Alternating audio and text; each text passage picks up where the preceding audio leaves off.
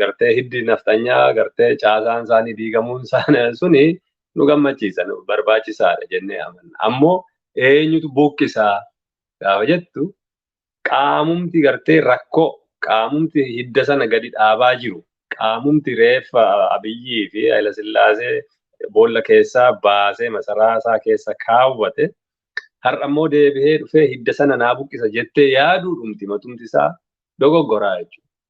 Inni yeroo hunda ajandaa yeroo gabaabduudha qaba. Ajandaa yeroo gabaabduu kana keessatti waan lolu sana rukutee balleessuu mancaasuudha barbaada. Ishee sana raawwatee booda immoo deebi'ee waa biraadha ijaara jechuudha. Waan inni ijaaru aangoodhuma gartee bakkittiidhuma irra jiru sana tikfachuurraa kan hafe ajandaan sabaa, ajandaan afaanii, ajandaan diinagdee, ajandaan aadaa kan Oromoo ilaallatu takka ajandaa isaa ta'ee hin beeku. Dhimma isaa miti. Kana haasaasaa keessas hojii isaa keessaas agarree jirra jechuudha. Otoo dhimmi Oromoo ajandaa isaa ta'e silaa har'a beelli Boorana Gujii fi gartee Arsii bakka gartee gammoojjii Oromiyaa keessatti ta'aa jiru kanatu ajandaa ta'eeti har'a gargaarsatu gara sana deema. Beeki namni kun dhimmi Oromootu ajandaa isaa ta'e yowwaa qaamni idil addunyaa UN'n nyaata warra miidhame kanaa fi warra beela'e kanaaf nan dhaqqabsiisa jedhu hin dhorku ture jechuudha. Kana dhorkaa jira dhugaa dubbachuuf.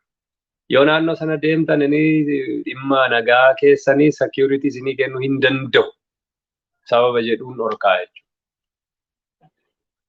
Waraana bilisummaa Oromootiin hadheessuuf itti dhimma bahaa jechuudha.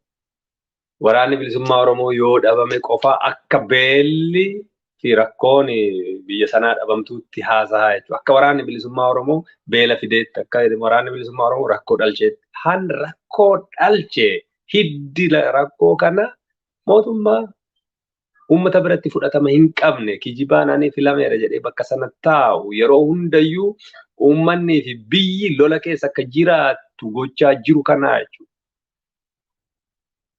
Otoo sun bakka sanaa hin ka'iin hiyyummaanis beellis lollis naannoo sanarraa fagaachuu hin danda'u jechuudha. Maddi rakkoo, maddi beelaa, maddi gadadoo, maddi hiyyummaa, maddi gartee cubbuun biyya sanaa deemu hundisaayyuu 4 kiiloo irraa kaate jechuudha. Shirri achirraa kaati xaxamti jechuudha.